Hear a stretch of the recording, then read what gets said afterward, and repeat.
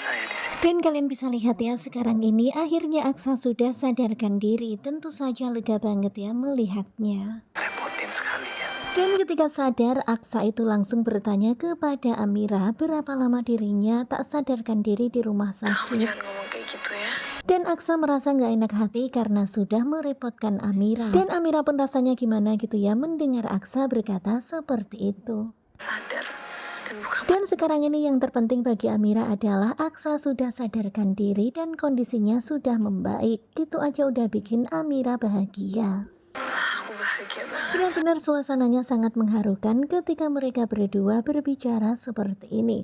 Tentu saja bersyukur luar biasa karena operasi berjalan dengan lancar dan Aksa bisa sembuh kembali. Kemudian terlihat seorang dokter yang datang untuk mengecek kondisi Aksa dan tentu saja lega banget kondisi Aksa sudah stabil. Dan pastinya sekarang ini Amira tuh lega banget ya, tetapi ya antara lega dan juga sedih karena 7 hari setelah ini mereka bakalan berpisah. Sementara itu di danau terlihat Bella pun akhirnya keluar dari danau setelah memastikan Reno sudah nggak berada lagi di tempat itu. Yang penting bisa ngindarin dia. Dan sekarang ini Bella pun geram banget karena ternyata Zaki udah nggak berpihak padanya lagi. Zaki telah membentangkan bendera peperangan dengan Bella. Bendera perang ke aku. Dan sekarang ini yang tersisa hanyalah kebencian Bella kepada Zaki. Wah, sepertinya bakalan seru ya perseteruan Bella dan juga Zaki. Gerakan boykot rahasia. Sementara itu di rumah Bastian terlihat Zora yang begitu sangat kaget karena demo di mana-mana gerakan boykot Rahardian Group. Gara-gara Lian Dan Bagaskara. ternyata Adam juga melihat berita itu. Tentu saja semuanya syok ya mengetahui itu. Kemudian Zora pun menceritakan kronologi kejadiannya dan semuanya ini adalah ulahnya Lian Bagaskara. Lian Bagaskara. Dan tentu saja Adam itu kaget banget ya karena dalang dibalik semuanya ini adalah Lian Bagaskara. Kemudian akhirnya Bastian pun menceritakan kalau Lian itu adalah musuh bebuyutan keluarga mereka. Dia mau menghancurkan papa. Dan Lian memang sengaja melakukan semuanya itu demi untuk menghancurkan Bastian Rahardian. Semua ini karena aku. Dan sekarang ini Adam pun berpikir apakah Lian melakukan semuanya ini gara-gara Adam sekarang bersama dengan Bastian. Ya mau balas dendam gitu. Biayanya pasti besar.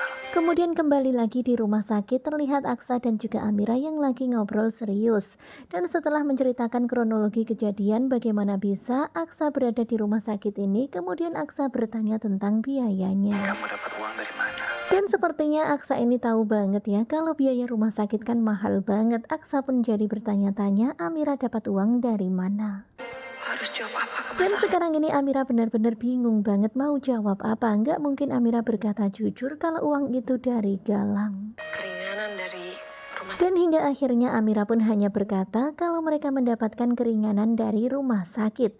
Tetapi ternyata Aksa tetap aja ngejar. Nggak usah mikirin itulah.